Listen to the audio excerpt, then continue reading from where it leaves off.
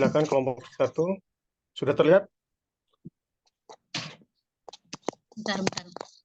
Oh, sudah Mas Redi, tapi belum kebuka. Sudah ya? Iya. Belum. Sebentar.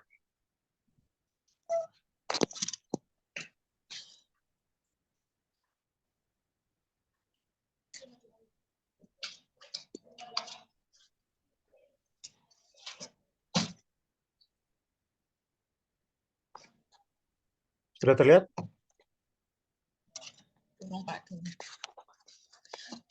Recording in progress.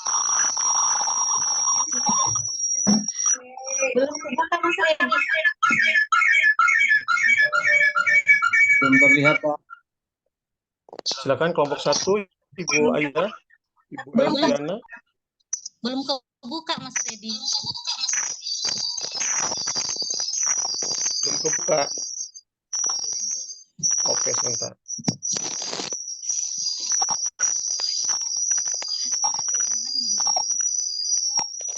Bu Elviana mungkin volumenya agak di ini. Oh iya Pak.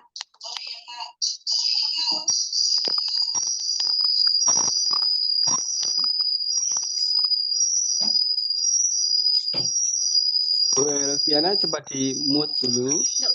Terus Berdenging suaranya. agak berjauhan dari temennya yang sama-sama buka Zoom.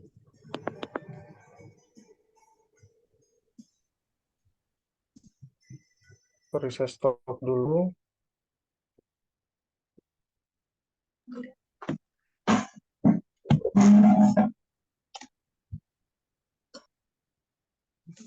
Penolong.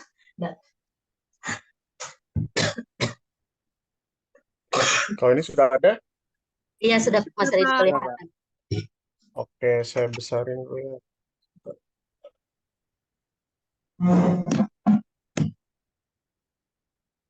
Oke, silakan kelompok 1. Baik, terima kasih atas kesempatannya. Assalamualaikum, selamat sore. Kami dari kelompok 1 yang terdiri atas nama Mbak Ayuni, Elviana, saya sendiri, Ika Hesti, Francisco, sama Mbak Nafila. Di sini kami akan membawakan advokat bagi manajemen rumah sakit dalam efektivitas dan efisiensi Mas Redi, proses pelayanan dan penyembuhan pasien. Next.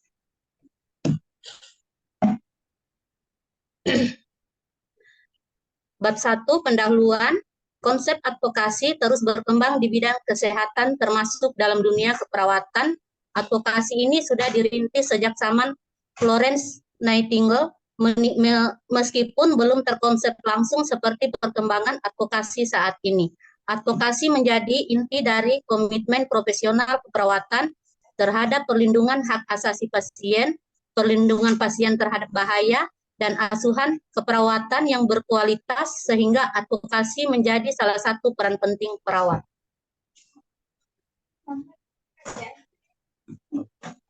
Next.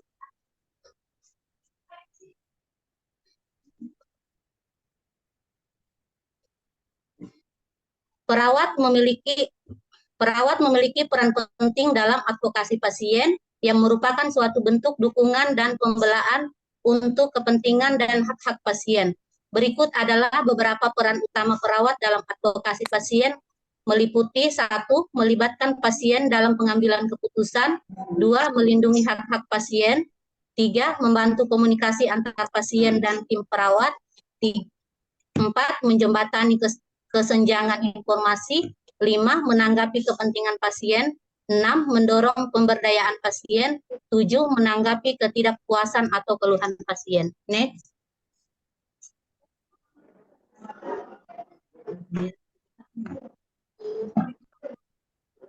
Bab 2, tinjauan pustaka. Advokasi merupakan peran profesional perawat untuk melakukan pembelaan dan perlindungan kepada pasien. Dalam pelaksanaannya terdapat faktor penghambat dan pendukung peran advokat perawat. Penelitian bertujuan untuk mengetahui gambaran pelaksanaan peran advokat di ruang rawat inap rumah sakit.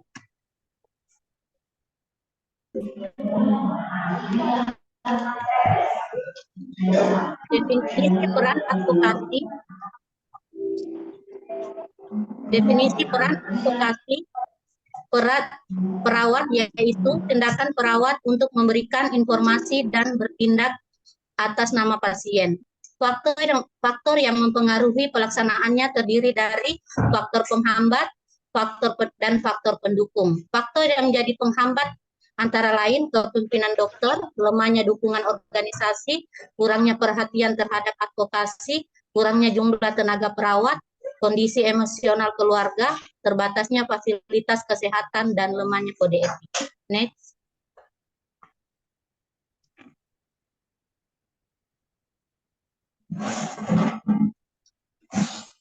Aspek-aspek yang harus dioptimalkan seorang advokat di rumah sakit seperti kepuasan pasien atau satisfaction, dan dapat diartikan secara sederhana yaitu suatu upaya pemenuhan keinginan pasien akan merasa puas apabila suatu kinerja dari layanan kesehatan sesuai atau melebihi dengan harapan pasien. Yang kedua, faktor-faktor yang mempengaruhi kepuasan pasien menurut pendapat Tribowo tahun 2012 mengemukakan bahwa pasien dalam mengevaluasi kepuasan terhadap jasa pelayanan yang diterima mengacu pada beberapa faktor antara lain 1. Kualitas produk dan jasa, 2. Kualitas pelayanan, 3. Faktor emosional. Yang ketiga, mutu pelayanan kesehatan. Organisasi pelayanan kesehatan memiliki sistem yang dapat memonitor mengantisipasi perubahan pentingnya dalam lingkungan internal maupun eksternal. Next.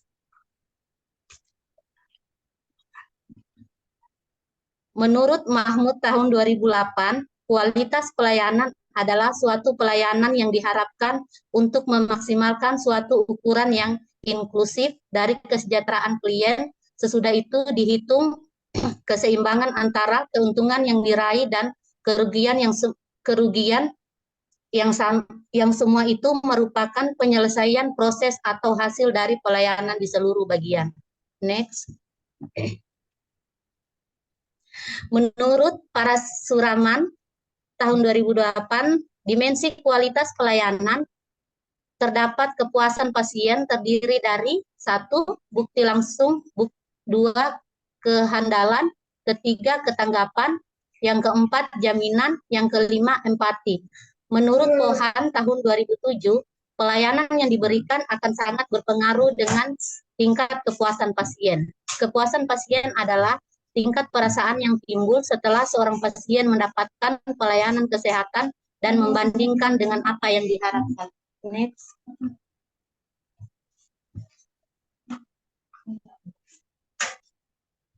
Faktor-faktor yang dapat mempengaruhi kepuasan pasien merupakan suatu hal yang penting bagi rumah sakit untuk menganalisa tingkat kepuasan pasien terhadap pelayanan yang diberikan. Menurut Niawati tahun 2020, kepuasan pasien didefinisikan sebagai reaksi pelanggan terhadap perbedaan antara tingkat kepentingan sebelumnya dan kinerja aktual. Next.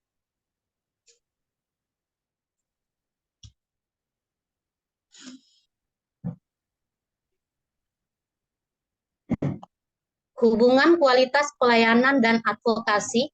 Hubungan kualitas pelayanan rawat inap dengan advokasi dilihat dari 5 dimensi, yaitu claimable, reliability, responsive, assurance, dan empati.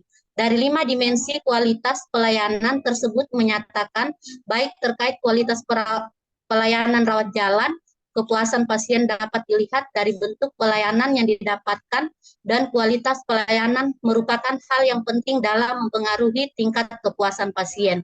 Dengan banyaknya pengalaman dalam pelayanan kesehatan yang diterima, maka pasien dengan sukarela akan melakukan tindakan advokasi tanpa ada paksaan. Next.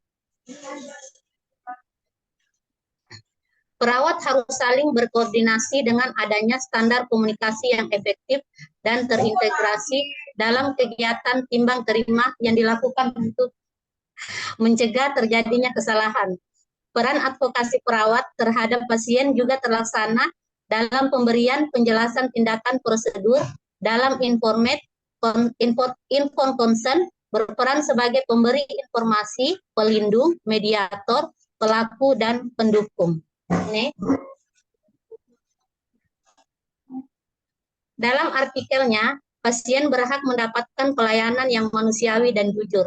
Pasien berhak mendapatkan pelayanan yang sama tanpa adanya diskriminasi. Pasien berhak didampingi oleh keluarga selama dirawat. Pasien juga berhak memiliki tim medis dan rumah sakit sesuai dengan kebutuhannya. Namun pada hal ini, perawat harus memberikan informasi yang sejujurnya agar pasien tidak salah dalam memilih. Kemudian, pasien juga berhak mengetahui hasil pemeriksaan yang dilakukannya dan berhak mendapatkan perlindungan privasi. Dalam hal ini, perawat sebagai pendamping pasien selama 24 jam penuh wajib memenuhi hak pasien tersebut yang berperan sebagai advokasi bagi pasien untuk menghindari terjadinya kesalahan asuhan keperawatan. Next.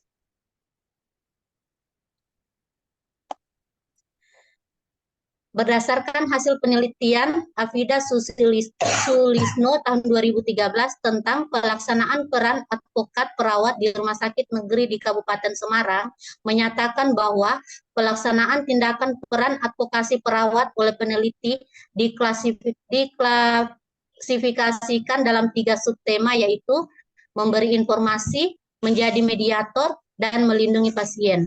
Subtema pertama yaitu memberi informasi dilakukan dengan memberikan informasi tentang penyakit dan proses kesembuhan, memberikan informasi persiapan pulang, memberikan informasi kepada keluarga, memberikan inform consent, dan memberikan informasi tentang fasilitas jaminan kesehatan.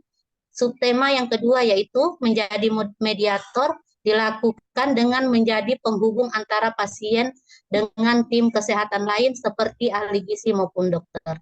Next. Komunikasi adalah bentuk aksi untuk melakukan interaksi yang akan memberikan informasi silang antara pasien dan mitra sejawat. Apabila komunikasi antar perawat dan pasien atau keluarga akan memberikan feedback yang positif antara kedua pihak, yang tentunya akan membantu proses perawatan yang lebih mudah dan pasien akan merasa nyaman dengan tindakan yang dilakukan, sehingga peran perawat sebagai advokasi pasien salah satunya mediator antara pasien dan tenaga kesehatan lainnya dapat tercapai.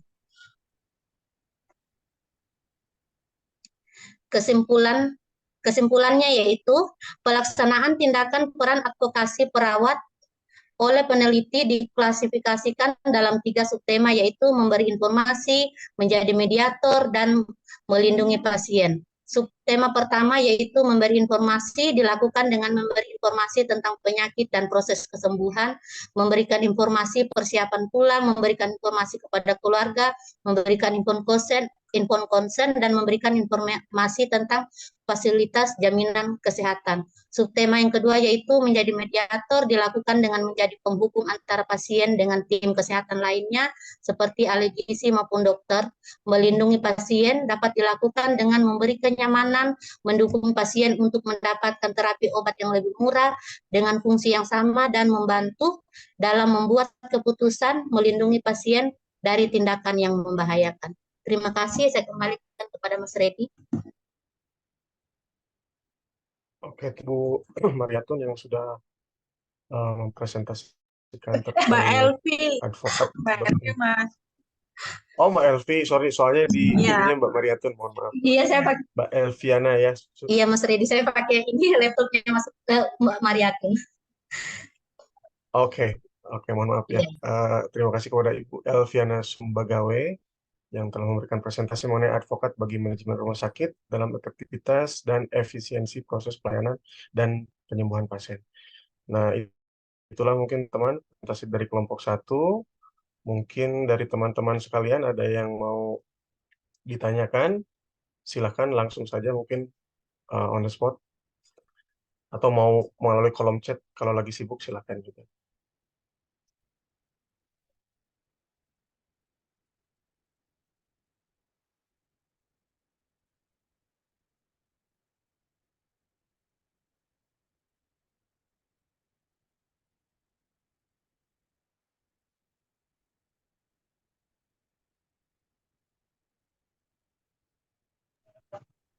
Ya, halo Mas, saya Joni Pan, Mas. Oke, silakan Pak Joni, ada yang mau ditanyakan ke kelompok 1, silakan. Saya perlu bertanya tentang judulnya tadi, manajemen dan efisiensi proses keperawatan. Saya cuma mau tanya tuh, efisiensi seperti apa yang dibicarakan tentang proses perawatan itu? Itu aja. Terima kasih, Mas. Oke, terima kasih Pak Jenipan atas pertanyaannya. Oke, kita tampung dulu mungkin 2 atau 3 pertanyaan sebelum kelompok 1 menjawab, atau mau dijawab langsung kelompok 1? Mbak Elviana, bagaimana?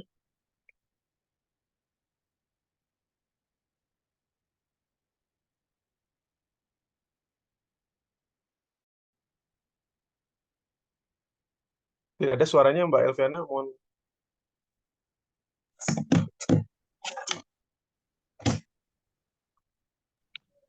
Maaf Mas Redi, tadi apa pertanyaannya? Jadi efisiensi yang seperti apa yang dibicarakan di presentasi tadi mungkin bisa diberikan mungkin contohnya kah, atau seperti apa pemaparan untuk efisiensi dalam proses pelayanan? Pertanyaan dari Pak John Ipan. Oke. Mau langsung dijawab atau kita tunggu 3 pertanyaan terlebih dahulu untuk sesi pertama?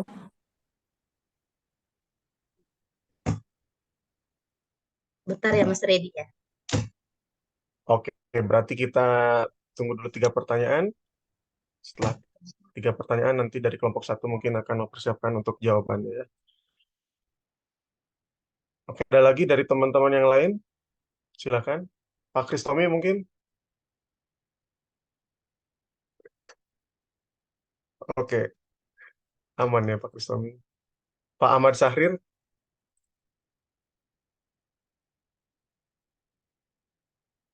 Masih kerja kayaknya. Belum. Oh, belum ada Pak. Oke, dari teman-teman yang lain, saya tunggu pertanyaannya untuk 2 pertanyaan lagi sebelum kita jawab ke pertanyaan dari Pak John Ipan.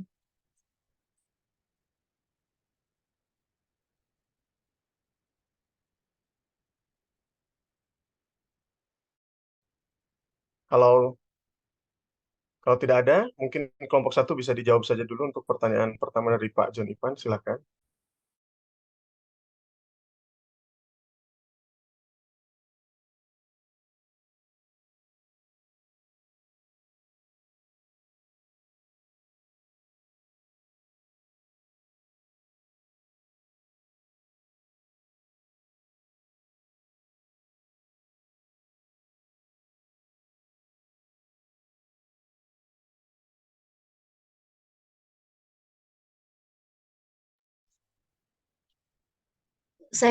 Mungkin saya bisa jawab sedikit ya.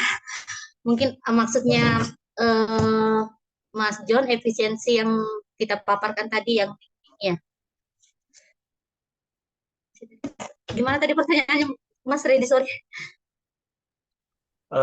Dari Pak John Ipan pertanyaannya, efisiensi seperti apa Dalam yang pelayanan rumah dibicarakan sakit di ya. dalam...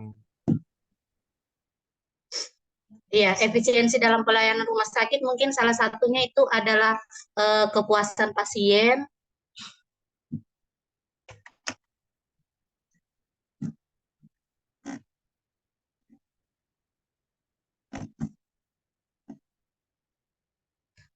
Salah satunya mungkin kepuasan pasien, terus eh, terus apa?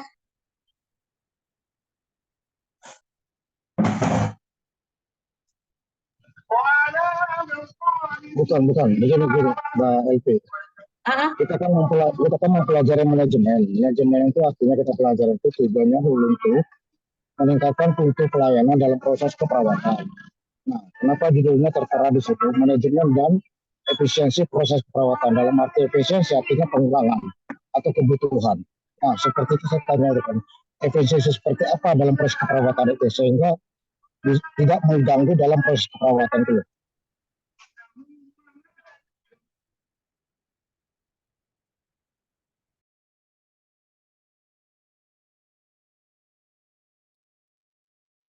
Bagaimana kelompok 1 sudah bisa ditangkap pertanyaan dari Pak John Ipan? teman-teman saya yang lain, siapa tahu ada yang bisa bantu, minta tolong. Jadi efisiensi dalam proses keperawatan kalau saya tadi tidak salah dengar ya dari Pak John. Ya, betul itu, Pak. Oke, Izin menambahkan saya dari kelompok 1, Pak. boleh silakan Ibu Nafila Julfa, silakan untuk menambahkan. Efisiensi dalam advokasi pasien di rumah sakit, misalnya kita memberikan saran atau advokasi kepada pasien untuk mendapatkan obat-obatan yang bermutu tapi lebih efisien, Pak. Tidak mahal, misalnya obat-obatan generik gitu, Pak.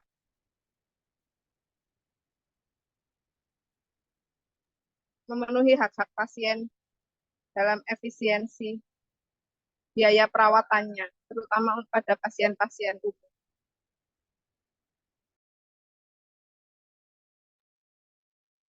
Maksudnya seperti itu, Pak. Bukan, Mbak, itu kan kalau masalah biaya keperawatan itu kan itu juga termasuk administrasi pada perusahaan sendiri. Yang saya ingat kan ada tadi situ dijelaskan, ya, misalnya yang saya tahu kita mempelajari manajemen itu adalah kelengkapan, tata tertib atau prosedur yang tidak ada kekurangan dalam proses keperawatan, kan begitu, sehingga terjadilah mutu pelayanan yang baik pada proses keperawatan. Nah, itu bukan bersangkutan dengan administrasi, mungkin begitu ya. Nah, yang saya jelaskan itu, yang mau tanyakan itu, efisiensi seperti apa yang tentang judulnya itu loh, efisiensi seperti apa, sehingga ada sangkut pautnya dengan manajemen itu. Terima kasih.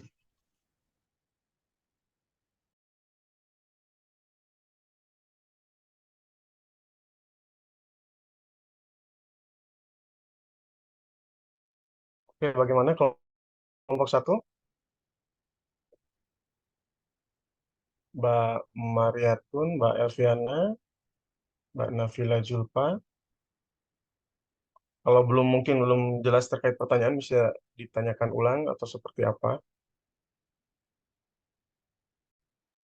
Atau ada dari teman-teman yang lain yang mau menambahkan terkait efisiensi yang ditanyakan oleh Pak John Ivan, silakan.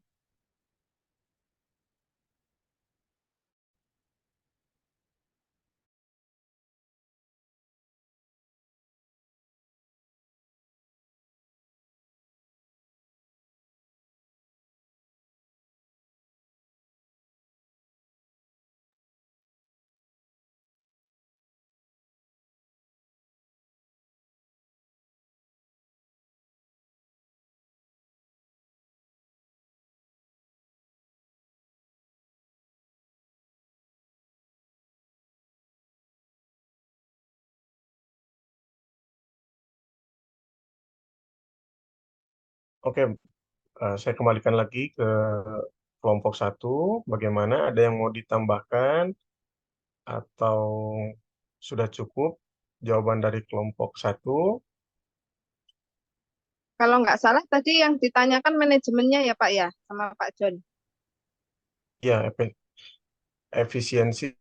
Manajemen. Oke, gini aja Pak John, coba kita ulang lagi pertanyaannya karena tadi kan efisiensi dalam proses keperawatan, kemudian efisiensi dalam manajemen. Coba Pak lebih singkat lagi mungkin pertanyaannya ini seperti apa mengarahnya ya, biar teman-teman dari kelompok 1 paham. Oke, sedikit mungkin saya masuk. Judulnya tadi kan kita jangan lupa dari judul. Judulnya adalah manajemen dan efisiensi proses keperawatan. Nah, kita pelajari tentang manajemen itu yang saya tahu mungkin ya. Anggap saya salah, manajemen itu adalah tata tertib atau tata laksana untuk mewujudkan, kan begitu, untuk mewujudkan. Nah, di situ ada tertulis hubungan antara manajemen dan efisiensi proses keperawatan. Artinya bahwa tidak tercapai. Nah, kalau efisiensi yang saya tahu artinya pengurangan, contoh, efisiensi dalam proses keperawatan hingga mempengaruhi mutu pelayanan, yaitu satu, kurangnya tenaga perawat. Itu salah satu contohnya. Nah, makanya saya mau tanya, efisiensi seperti apa? Itu loh, efisiensi seperti apa dalam proses perawatan itu. Terima kasih.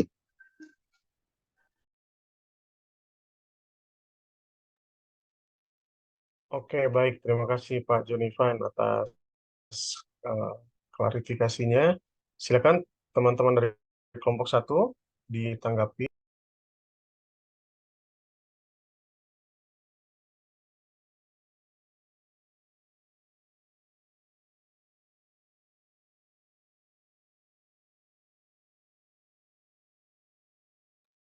mungkin bisa tadi yang sudah disebutkan Pak Jenipan, mungkin yang efisiensi seperti apa, katanya seperti kurangnya tenaga perawat, itu bagaimana cara efisiensinya, mungkin bisa dikembangkan lagi dari kelompok 1 seperti apa, silakan. Atau ada dari teman-teman yang lain, silakan, yang mau menambahkan, membantu dari kelompok 1. Izin Pak, sedikit tambahan aja ya Pak. Efisiensi Silakan Bu Nafila. yang ini kan peran perawat dalam efisiensi manajemen rumah sakit, misalnya ya Pak, bisa kami tambahkan misalnya untuk manajemen waktu. Kalau untuk kekurangan tenaga perawat itu kan hubungannya dengan administrasi. Kalau kami kan ini berhubungan dengan advokasi pasien. Jadi misalnya efisiensi dalam manajemen waktu, yaitu mengelola waktu dengan efisien untuk memastikan bahwa semua tugas perawat, pasien, dan administrasi dapat diselesaikan sesuai dengan jadwal. Terus untuk mengidentifikasi prioritas dan merencanakan perawatan berdasarkan tingkat urgensi dan kebutuhan pasien. Misalnya itu Pak, manajemen yang berhubungan dengan efisiensi. Terus melakukan edukasi terhadap pasien, itu sesuai dengan peran perawat Pak, memberikan edukasi kepada pasien dan keluarga tentang kondisi kesehatan pasien, perawatan yang diberikan, dan langkah-langkah yang perlu diambil setelah meninggalkan rumah sakit. Misalnya itu Pak, advokasi yang kami berikan. Meningkatkan pemahaman pasien tentang manajemen penyakit dan pencegahan komplikasi. Terus kemudian Pak, melakukan koordinasi,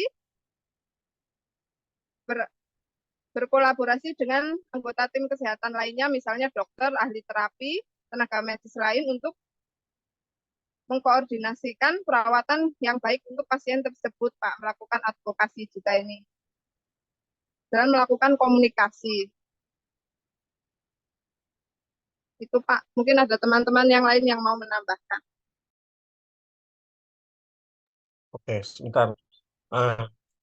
Pak Jonipan, bagaimana jawaban dari Ibu Nafila Julfa dari kelompok 1? Apakah sudah memenuhi? Oke, maaf, Sudah cukup? maaf. Ada sebagian yang benar. Oke, maaf, ada sebagian yang benar. Kan itu termasuk langkah-langkah dalam memenuhi kebutuhan pasien itu adalah manajemen. Betul.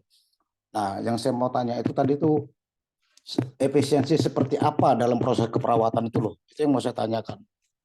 Memang betul, manajemen itu adalah ya seperti tadi prosedur kerja, langkah-langkah dalam meningkatkan mutu pelayanan dalam rumah sakit, betul. Itu adalah manajemen.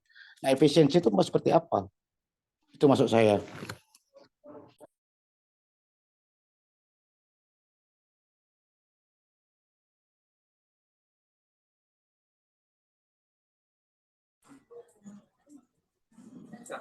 Bagaimana kelompok 1? Silakan ditanggapi.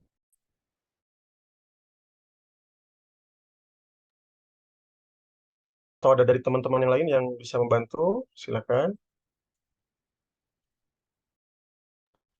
Atau kalau tidak ada, mungkin kita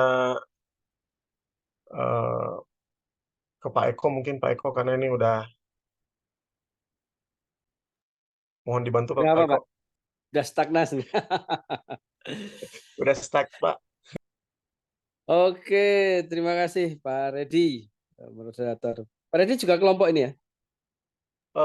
Bukan Pak, saya Oh, nanti bukan. ini Bukan Pak, dari kelompok ya. ya.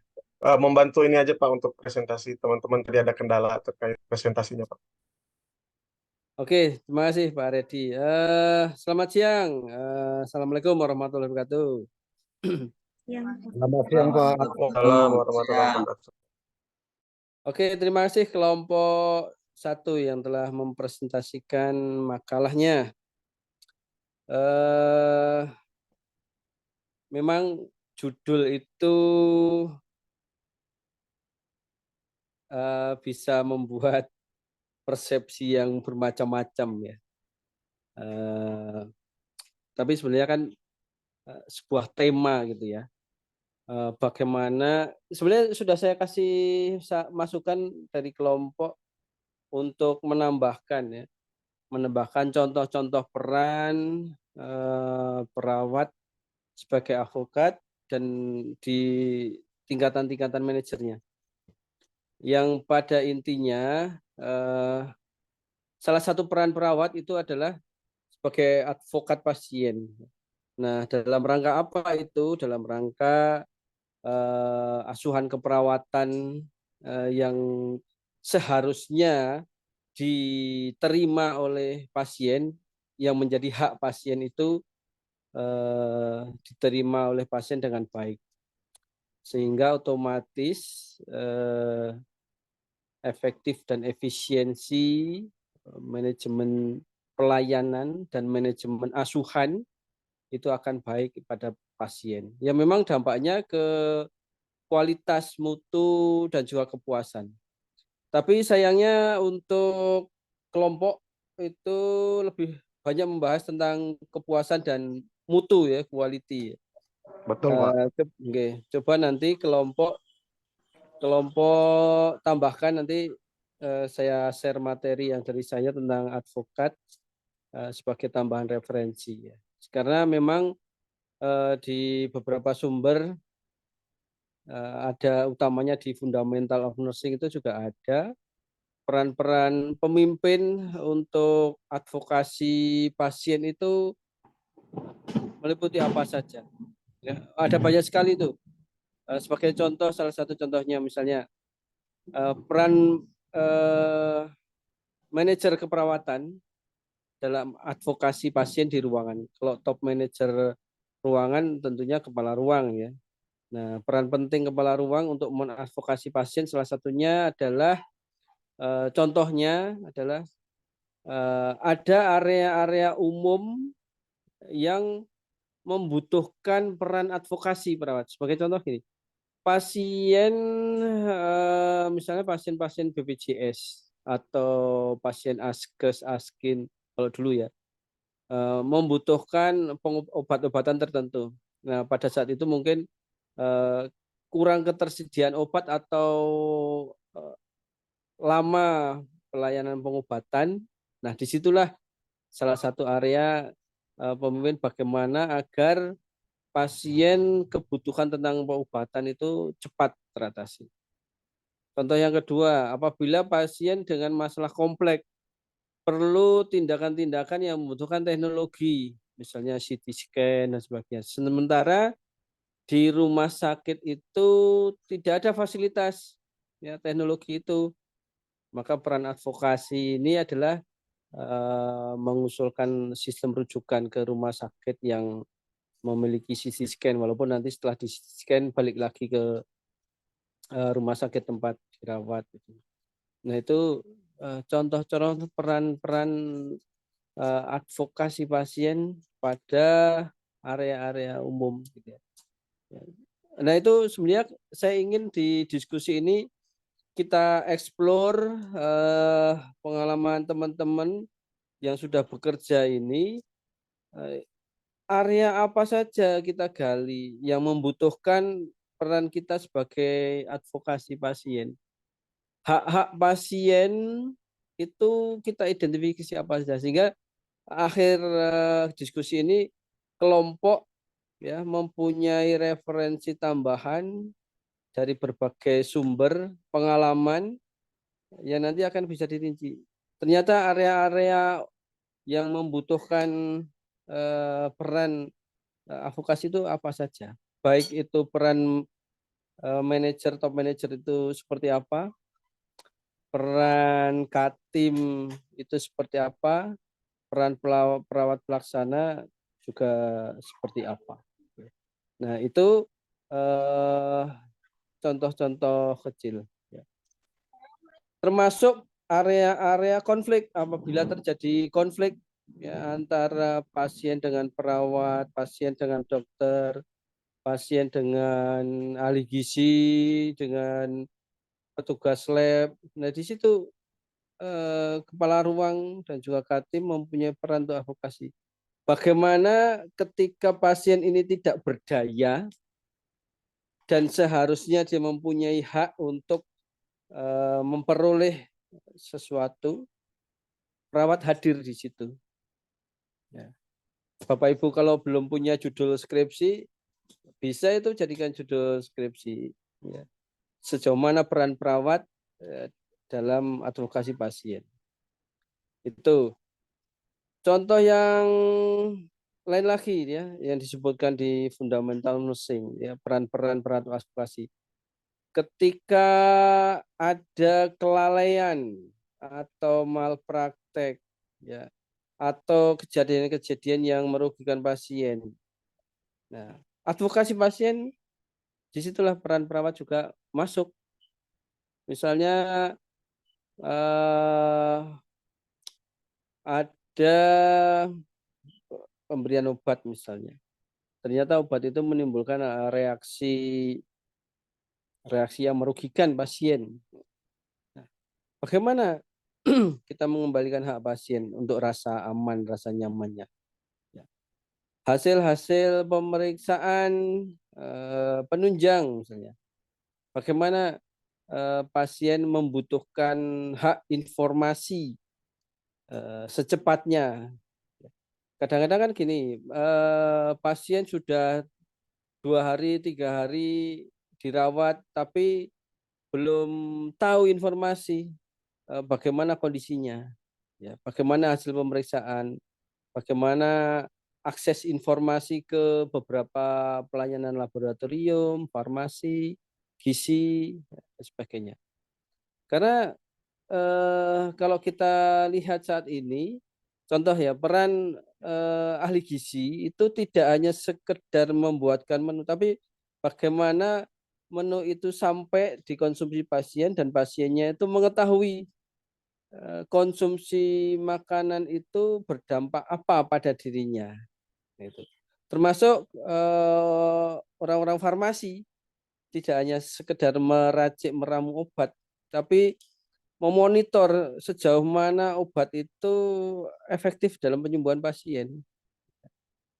Sebagai contoh, saya punya bos dulu ya, penyakit dia menderita DM, dirawat di rumah sakit beberapa minggu,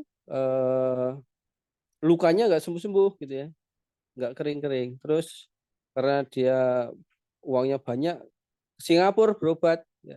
3 hari lukanya kering, ya, karena di sana begitu datang dites sampel lukanya dan tes obat yang bagus sehingga sebegitu cepat gitu ya, penanganan yang tepat gitu ya. Contoh lagi, kita merawat pasien luka dengan perawatan, teknik perawatan yang kita lakukan ini sejauh mana menjamin ketercepatan kesembuhan pasien, perkembangan setiap harinya, ya, mulai dari granulasi, remodeling, pertumbuhan kalusnya sampai lukanya itu sembuh. Setiap hari apakah kita mengevaluasi itu? Atau muncul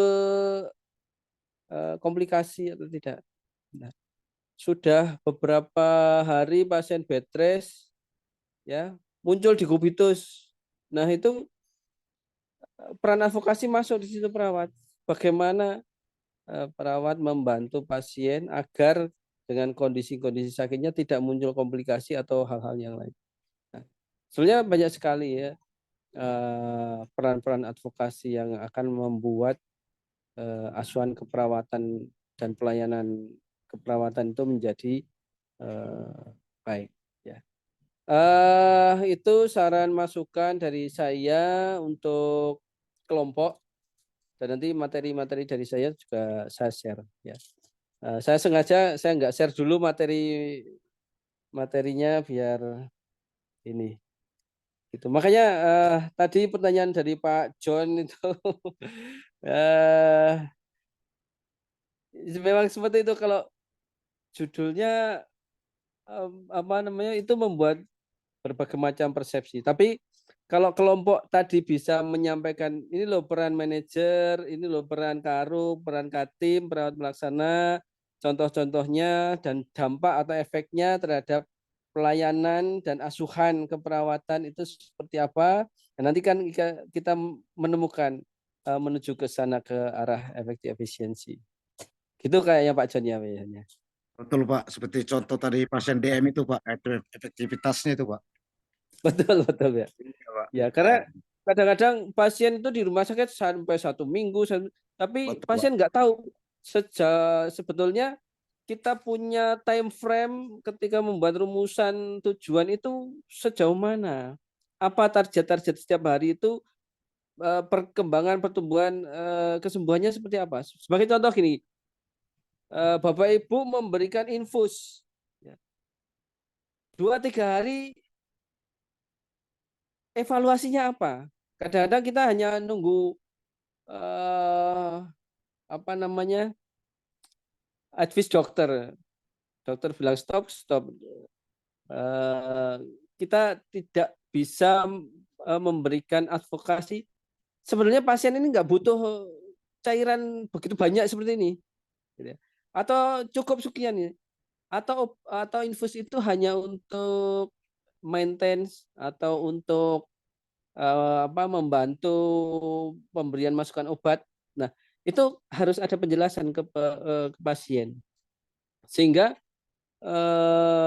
berbeda ya kebutuhan pasien akan cairan, maka kita harus ukur intake, balan cairan, output, inputnya berapa, faktor kontrol ISBL-nya dan sebagainya. Tapi kalau hanya sekedar untuk membantu memasukkan cairan obat, itu berbeda, apa namanya, penghitungan untuk balan cairannya, sehingga banyak hal yang menjadi area advokasi. Contoh lagi juga pemberian obat, obat antibiotik, anti nyeri, atau obat-obatan tertentu yang ketika diinjeksikan menimbulkan rasa nyeri yang hebat. Ya. Saya pernah itu waktu COVID dirawat, diinjeksi obat apa ya itu ya. Nyerinya itu begitu obat masuk reaksinya panas sekali sampai ke anus gitu ya. Setelah saya pelajari sebenarnya obat itu harus diinjeksikan dulu lewat robot infus, tidak langsung IV. Makanya sakit sekali. Nah disitulah ada banyak hal-hal yang harus apa namanya. Intinya gini, peran perawat sebagai advokasi itu bagaimana agar pasien dengan ketidakberdayaannya ini memperoleh yang menjadi hak-haknya. Kalau di proses advokat hukum, ahli hukum itu kan gini, advokat itu bukan untuk membela orang yang salah itu menjadi benar kan, bukan kan? Tapi orang yang salah itu hak-haknya tidak dilanggar gitu. Setuju nggak Pak? Pak John? Setuju Pak, setuju Pak. Ya kan? Setuju ya? Jadi advokat itu bukan membela orang yang salah itu menjadi benar, tapi mempertahankan agar hak-hak orang yang bersalah itu tidak hilang. Nah, gitu contohnya. Tetap dia dihukum sesuai dengan kapasitas berat ringannya hukum. Ya. Tapi hak-hak dia nggak hilang, gitu ya. Hak manusiawinya kan sekarang kita sering lihat itu di lapas-lapas itu perilaku di apa tahanan diperlakukan seperti layaknya hewan dan sebagainya itu kan mengerikan ya, hak manusianya hilang. Nah itu sebenarnya ada peran-peran advokat di sana. Tapi kalau di keperawatan seperti itu, bagaimana kita mengetahui pasien itu harusnya mendapat ini, pasien itu nggak boleh mendapat perlakuan seperti nah itu di situ memastikan pasien itu. Nah itu akhirnya akan berdampak pada kualitas pelayanan keperawatan yang baik sehingga ketika pasien itu memilih rumah sakit itu yang akan menjadi komentar pertama kali, saya memilih rumah sakit ini karena perawatnya hebat-hebat. Nah gitu ya. Ya, rating rumah sakit itu sekarang kan bisa dilihat sejauh mana pasien itu bangga atas pelayanan keperawatannya. Gitu, Pak John, Pak Ridwan, dan teman-teman lainnya, Pak Kristomi. Silahkan kalau ada yang masukan setelah saya kasih trik-trik clue-clue tadi untuk membahas tentang advokat. Pak Redi, Bu Narwati, monggo silakan. Bu Elviana, Mas lagi dinas nih.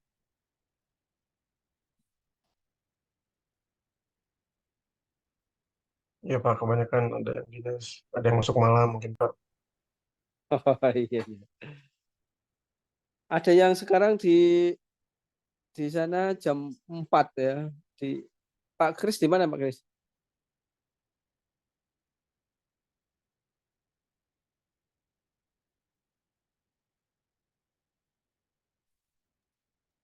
Silakan. Kalau ada yang mau menambahkan, mau punya pengalaman sebagai tim advokat mungkin, tim etik, ya, tim etik ada nggak di sini yang masuk tim etik?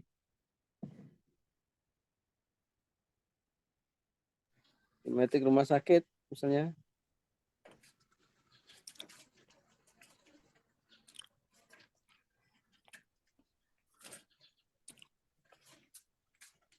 Silakan.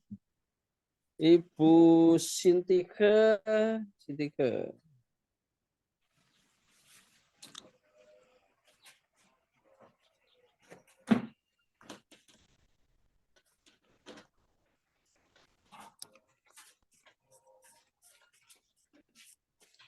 Oke, silakan teman-teman kalau ada yang mau berpendapat sesuai dengan pengalamannya di area masing-masing.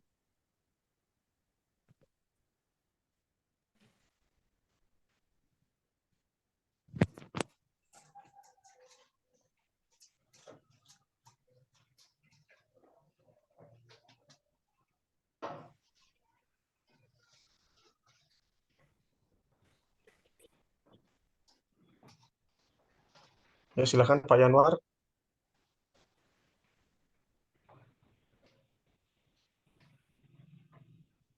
Lanjut Mas Redi. Oke Pak, menambahkan saja Pak, seperti di rumah sakit kami Pak, di rumah sakit di Tembagapura, itu ada namanya case manager Pak. Jadi nanti kalau ada konflik terkait apa keluhan dari pasien, itu nanti case manager yang tindak lanjuti biasanya Pak, atau menolak perawatan, menolak nasihat medis seperti itu, sampai nanti ke apa untuk pasien pulangnya juga ada si case manager yang urus seperti itu sih Pak. Oke Pak Redi, betul sekali kalau di rumah sakit ada case manager. Case manager itu biasanya keliling ya, keliling Ya memonitor, betul Pak, ke tiap departemen. mengevaluasi, dan itu biasanya ditunjuk oleh tim oleh rumah sakit ya untuk mengevaluasi manajemen pelayanan kalau itu. Jadi tidak hanya perawat tapi dokter atau bahkan peserta didik yang sedang terlibat di pelayanan gitu ya. Oke, ada lagi? Ya memang area umum untuk kondisi-kondisi yang membutuhkan advokasi itu ada ketika pasien menghadapi akhir hidup.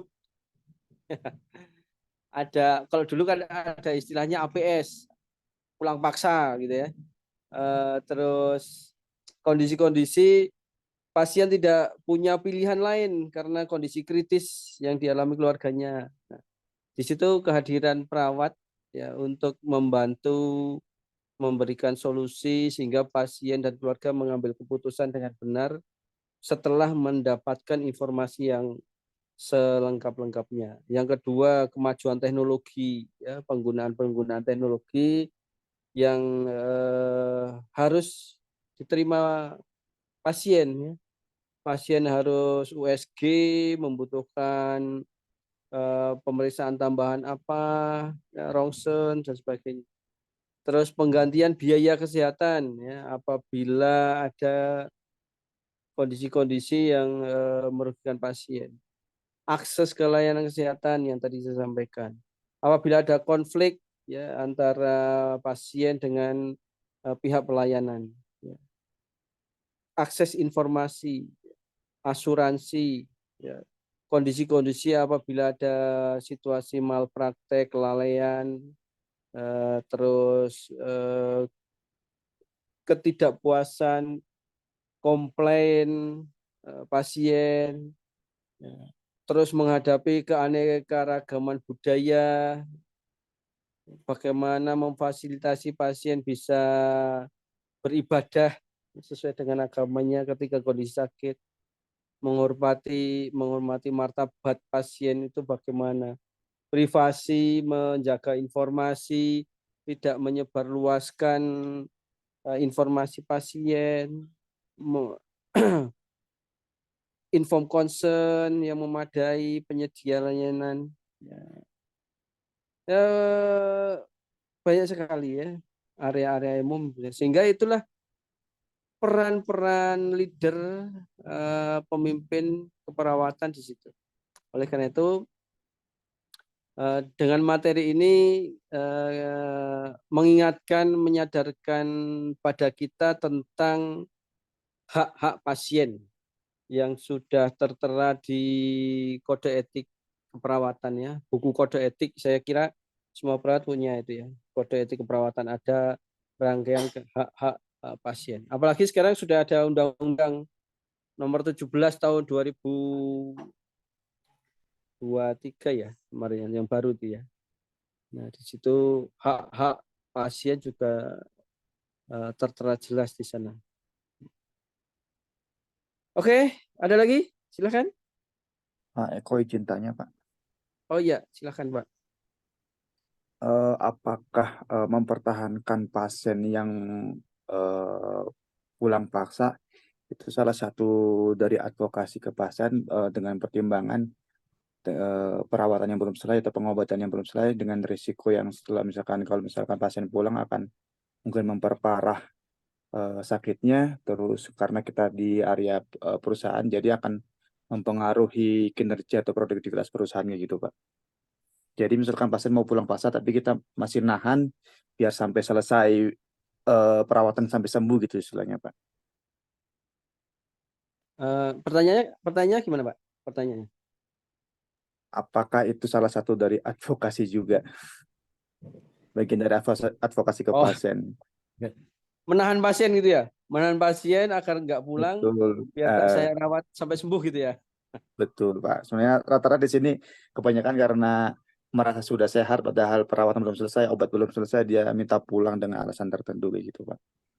Sebenarnya advokasinya bukan menahan Pak, tapi memberikan informasi yang jelas-jelasnya, termasuk upaya pengobatan. Jadi gini, kalau pasien itu mau pulang dengan kondisinya saat ini, resikonya apa? Nah, resiko itu bisa diatasi pasien ketika di rumah enggak? Kita punya informasi tentang akses pelayanan kesehatan di wilayahnya yang bisa terjangkau enggak? Puskesmas terdekat, daftar perawat atau bidan atau dokter di wilayahnya, sehingga kita bisa memberikan alternatif kalau terpaksa dia ingin pulang, karena kita nggak boleh menahan juga ya kan, pulang kita memberikan alternatif. Nanti ada dokter di sini, ada perawat di mana, ada bidan di mana, ada tenaga kesehatan di mana, ada ambulan di mana, ada tempat fasilitas pustu di mana, sehingga ketika pasien pulang itu kita tidak membiarkan istilahnya, ya sudah saya kasih tahu mau pulang ya sudah silahkan pulang, enggak begitu juga ya kan ya, kalau itu sudah dijelaskan pasien, karena gini, pasien menginginkan pulang karena dia merasa kondisinya sudah fit, itu salah satu bagian evaluasi pasien gitu ya, evaluasi pasien di sudut pandang pasien merasa sehat itu berarti dia merasa mampu untuk merawat dirinya.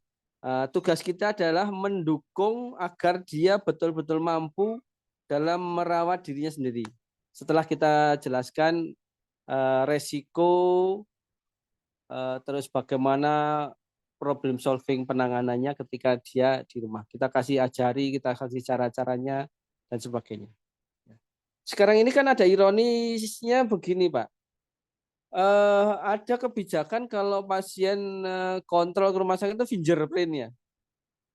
Coba bayangkan pasien post stroke gitu ya, atau habis kecelakaan patah tulang, pulang ke rumah, ya, dia butuh obat gitu ya kondisinya.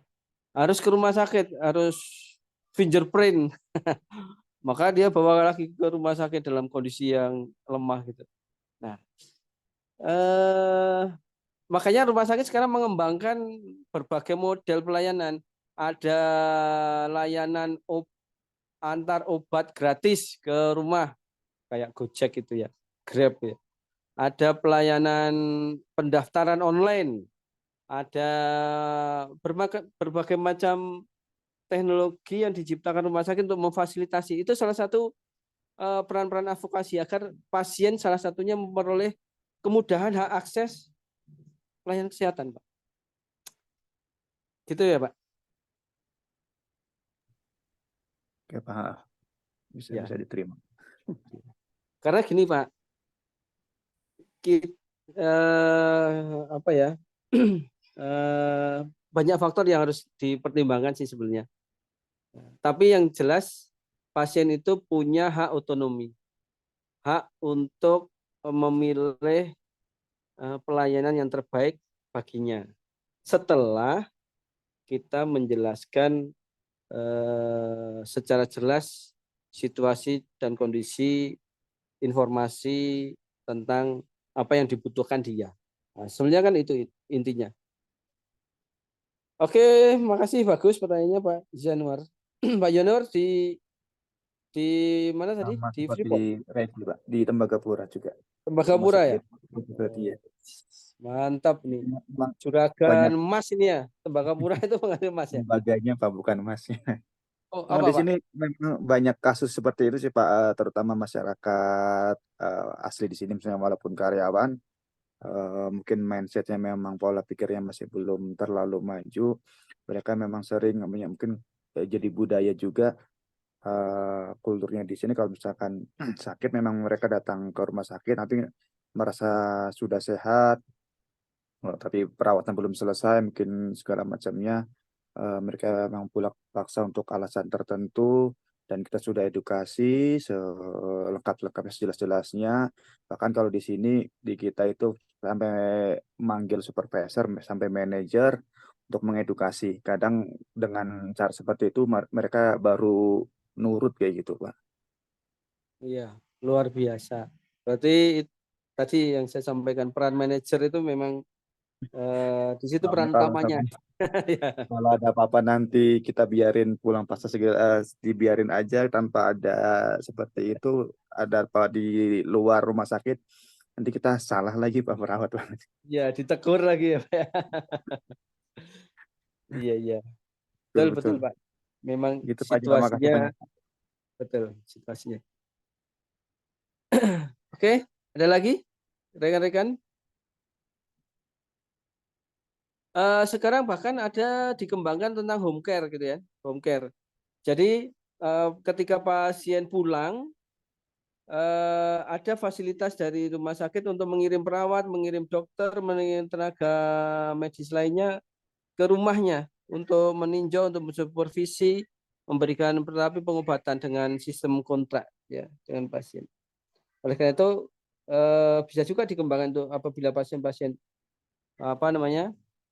terpaksa pulang paksa dengan kondisi yang masih mengkhawatirkan, kita tawarkan untuk perawat supervisor ke sana, tenaga medis ke sana, tapi dengan kontrak tertentu. Kalau pasien BPJS, pasien itu kan nggak tahu itu di cover nggak oleh BPJS, kayaknya belum itu. Oke, ada lagi?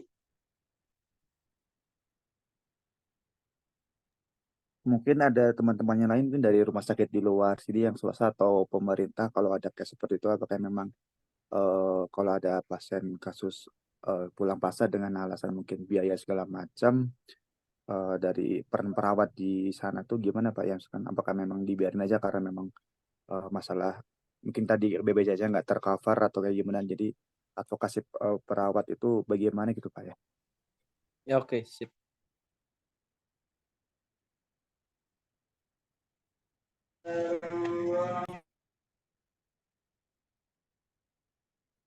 Oh, silakan. Ibu Narwati. Ibu Narwati dari mana nih?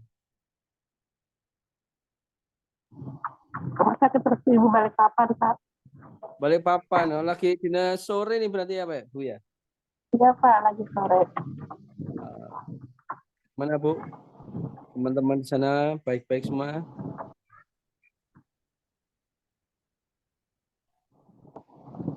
Baik, Pak. Kemarin kita meluluskan ada 11 bidan untuk dari Balikpapan, bidan-bidan senior. Oh, iya, Pak.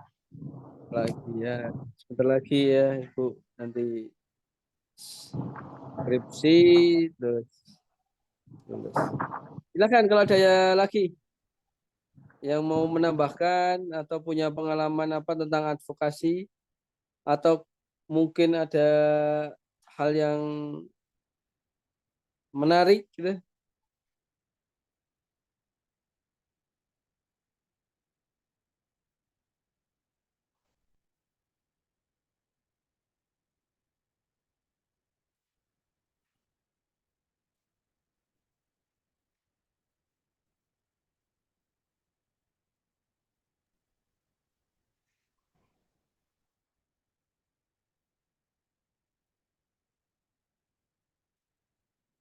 Ini yang masuk 41 ya Pak ya?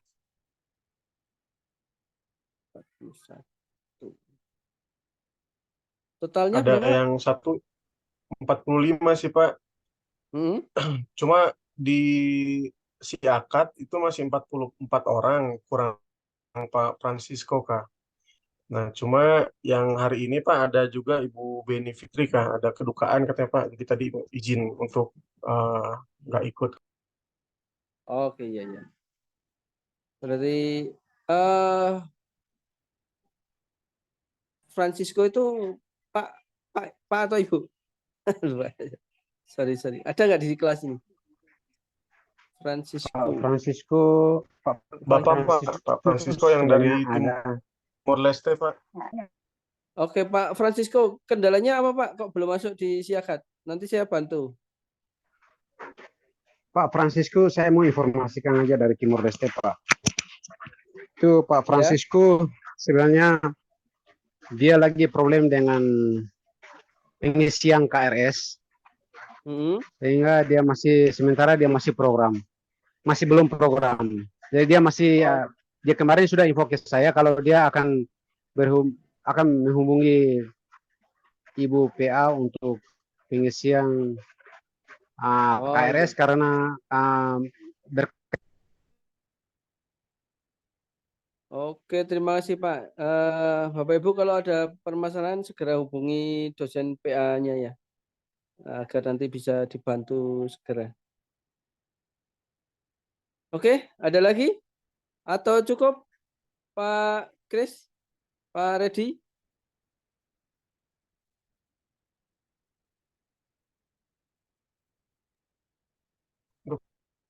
Saat ini cukup sih Pak. Oke, kalau cukup presentasi kelompok ini kita sudahi. Terima kasih kelompok yang sudah presentasi. Masukan-masukan tadi, contoh-contoh tadi bisa menambah kelengkapan di makalahnya. Dan jangan lupa cantumkan referensi-referensi textbook yang juga dipakai. Oke, selamat sore. Semoga banyak manfaat kita diskusi pada sore ini. Selamat bertugas yang sedang bertugas, yang sudah selesai selamat pulang bertemu keluarganya. Oke, kita tutup. Wassalamualaikum warahmatullahi wabarakatuh. Waalaikumsalam. Terima kasih, Pak. Terima kasih Ya, Pak. sama-sama. Waalaikumsalam warahmatullahi wabarakatuh. Terima kasih Pak Eko.